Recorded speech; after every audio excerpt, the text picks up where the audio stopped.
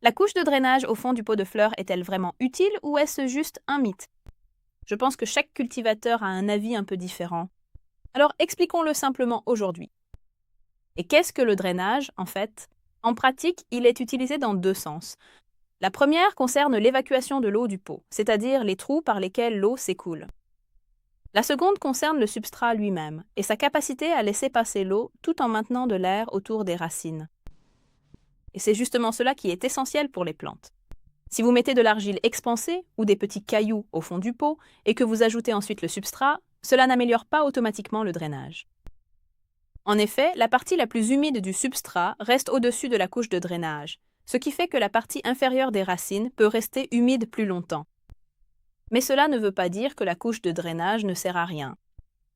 Elle a du sens par exemple dans des pots profonds, lorsque vous avez besoin de surélever le niveau du substrat. Elle est également utile si vous voulez empêcher le substrat de tomber à travers de grands trous dans le pot. Mais dans ce cas, une solution beaucoup plus simple suffit.